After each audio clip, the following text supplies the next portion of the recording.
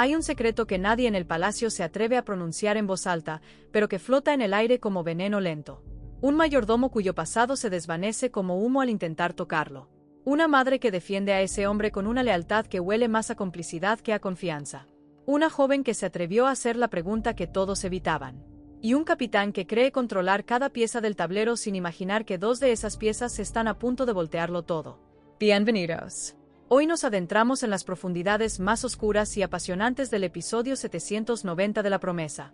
Porque lo que viene no es un capítulo cualquiera. Es una tormenta perfecta donde las mentiras, los deseos reprimidos, las traiciones silenciosas y los actos de valentía impensable convergen en un punto de explosión que nadie va a poder ignorar. Empecemos por donde más duele.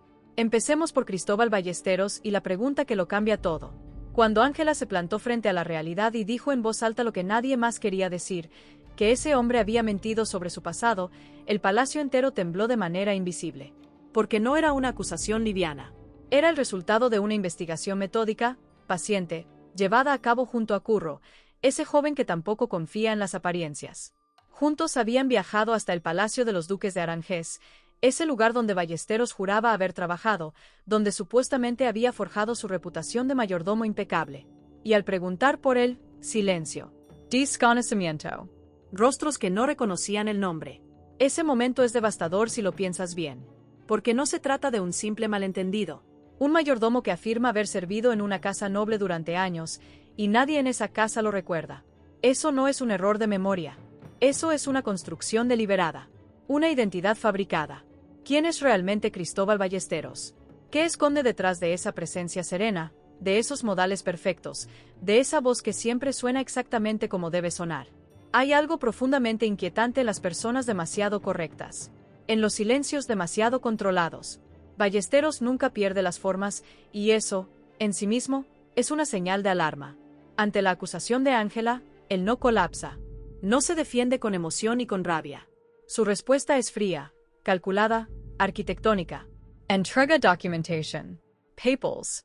Referencias escritas de supuestos empleadores anteriores.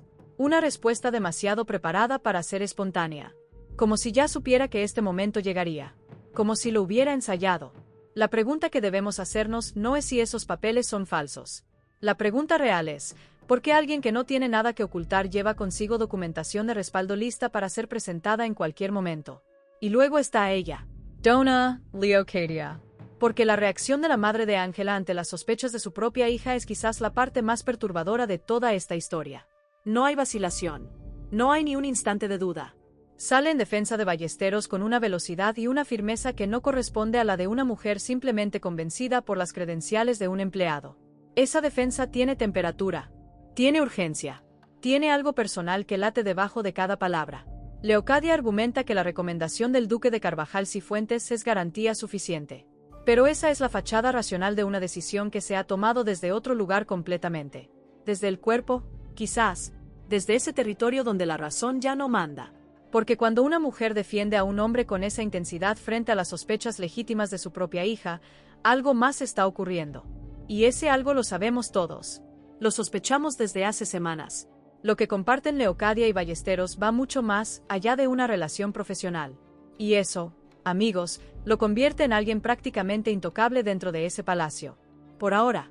Porque las dudas, una vez sembradas, no desaparecen con papeles. Crecen. Se alimentan de cada mirada, de cada silencio, de cada momento en que Ballesteros parece saber algo que no debería saber. Las dudas son organismos vivos. Y en esta casa, acaban de encontrar tierra fértil. Pasemos ahora a algo completamente distinto en su forma pero igualmente explosivo en su fondo. Hablemos del póker. De la timba que el capitán Lorenzo de la Mata ha organizado con toda la arrogancia de quien cree que el mundo gira a su alrededor. Lorenzo es un personaje que fastidia con una elegancia casi admirable. Ese tipo de hombre que nunca hace nada por casualidad, que calcula cada invitación, cada brindis, cada partida de cartas como si fuera un movimiento en un tablero de ajedrez mayor. Su famosa timba de póker en el palacio es, en apariencia, un evento social. Un capricho de noble con demasiado tiempo y demasiado dinero. Pero nada de lo que hace Lorenzo es inocente. Esas mesas son territorios de poder. Allí se sellan deudas, se crean alianzas, se humilla discretamente a quien osa desafiar al anfitrión. y entre sus invitados aparece un nombre que hace que el ambiente del palacio se vuelva irrespirable de inmediato. El Marqués de Andújar. Don Facundo. El hombre que en el pasado cometió algo imperdonable contra Ángela. Ese episodio vergonzoso, ese momento en que cruzó líneas que nunca debieron cruzarse. Y Lorenzo, con la desenvoltura de quien nunca ha tenido que rendir cuentas por nada, intenta normalizarlo. Lo defiende con ese refrán que usa la gente que no quiere enfrentarse a la verdad. Por un perro que maté, mataperros me llamaron.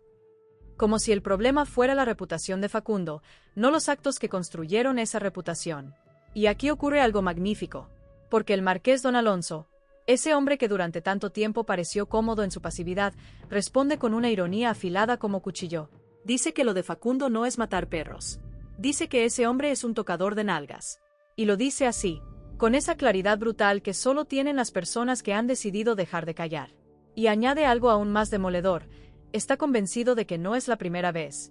Que Facundo ha actuado así en otras ocasiones y siempre ha salido impune. Simplemente ha tenido la suerte, o los contactos, o el dinero necesario para salir indemne de cada vez. Esa escena merece ser saboreada. Porque estamos viendo a un hombre transformarse frente a nosotros. Don Alonso ya no es el marqués que evita el conflicto. Es alguien que ha elegido qué lado toma. Y eso tiene consecuencias enormes para lo que viene. Ahora bien, si creéis que la timba de póker es solo una timba de póker, estáis muy equivocados. Porque Curro y Ángela llevan semanas preparando algo. Y han encontrado en esa partida el escenario perfecto para su golpe maestro. El marqués de Mora no puede asistir. Y Curro se ofrece a ocupar su lugar en la mesa. Lorenzo detesta la idea. La presencia de Curro en ese círculo lo incomoda profundamente, porque Curro representa exactamente lo que Lorenzo no puede controlar. Un joven sin miedo, con inteligencia y con la determinación de alguien que ya no tiene nada que perder frente a ese hombre. Pero entonces ocurre lo inesperado. Don Facundo, el marqués de Andújar, ese mismo hombre cuya presencia ya es una provocación, encuentra la idea deliciosa. Y prácticamente fuerza a Lorenzo a aceptar a Curro en la mesa. La ironía es deliciosa y cruel a partes iguales. El aliado de Lorenzo se convierte involuntariamente en la herramienta que permitirá su humillación. Porque Curro y Ángela no están allí para jugar al póker. Están allí para hacer un anuncio. Delante de todos los nobles amigos de Lorenzo, delante de sus aliados, de sus socios, de las personas cuya opinión le importa profundamente porque sin esa opinión su poder se disuelve, van a anunciar su boda. Tomad un momento para dimensionar lo que eso significa. No están pidiendo permiso. No están negociando. Están haciendo un movimiento público, irreversible, que lo obliga a Lorenzo a reaccionar frente a testigos que importan. Si Lorenzo explota, queda como el villano. Si acepta, queda como alguien que ha sido derrotado. No hay salida elegante para él. Y eso es exactamente lo que Curro y Ángela han diseñado. Ángela, esa joven que llegó al palacio cargando con el peso de su historia, ha madurado hasta convertirse en alguien capaz de pensar varias jugadas por adelantado. Y Curro, a su lado, es la prueba de que el amor puede transformar a las personas en su mejor versión. Y hablando de amor que no termina de funcionar, hay que hablar de Martina y de Jacobo. Si hay una historia en la promesa que me parte el alma en este momento, es esta. Porque Martina no está haciendo nada malo. Lucha por algo en lo que cree, ese refugio que quiere salvar, esa propuesta que prepara con toda la seriedad y el compromiso de alguien que ha encontrado un propósito. Pero su compromiso con esa causa está creando una distancia con Jacobo que cada día se hace más difícil de ignorar. Y en este episodio, Curro le dice la verdad. Esa verdad incómoda que los amigos reales se atreven a decir cuando los demás callan por no herir. Le dice que su relación con Jacobo no está funcionando. Que el esfuerzo unilateral no basta. Que cuando algo entre dos personas ya no tiene pulso, no hay reanimación posible que dure.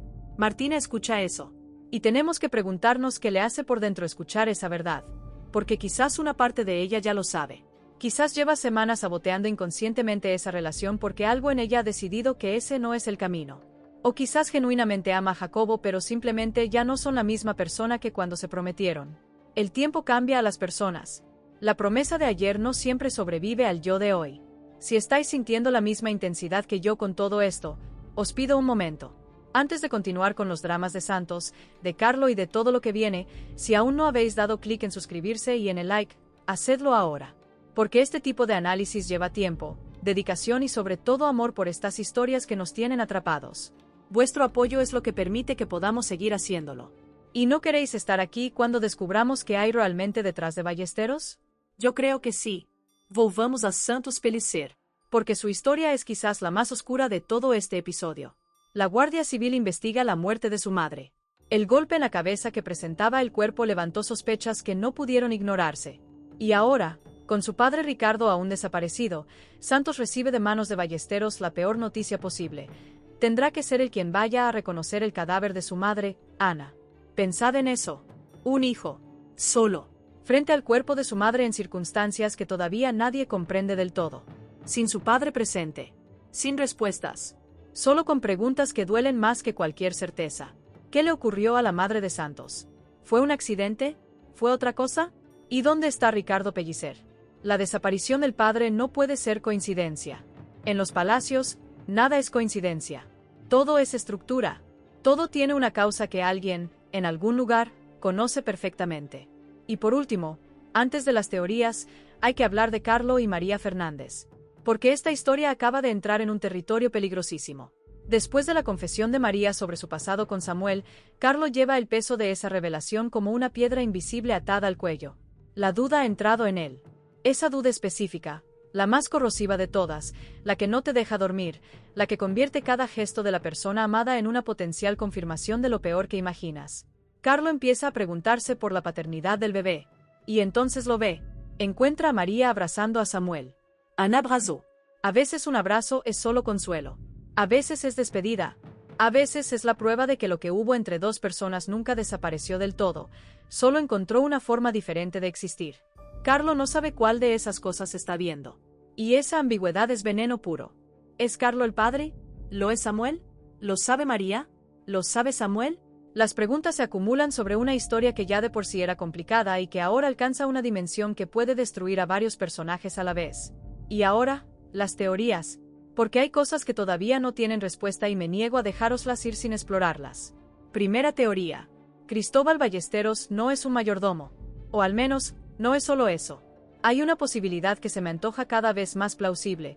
Ballesteros llegó al palacio con una misión específica. No por casualidad, no por recomendación inocente del duque de Carvajal Cifuentes. Alguien lo colocó ahí deliberadamente. Alguien que necesita ojos y oídos dentro de esa casa.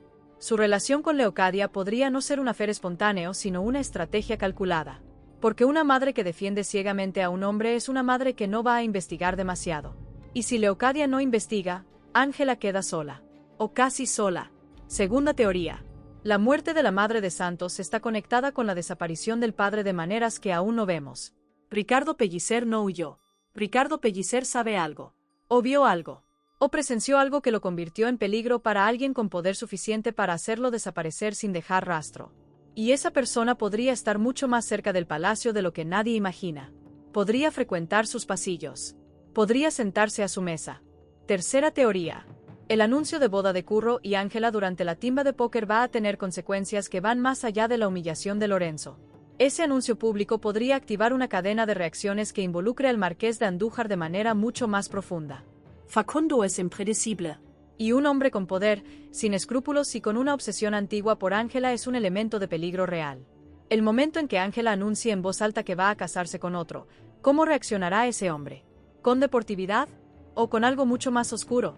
El Palacio de la Promesa sigue siendo un lugar donde las apariencias son el único lenguaje que todos comprenden, y donde la verdad siempre encuentra la manera de romper las paredes, aunque tarde años en hacerlo. Los secretos tienen fecha de caducidad. Y en el episodio 790, varios de ellos están muy cerca de expirar.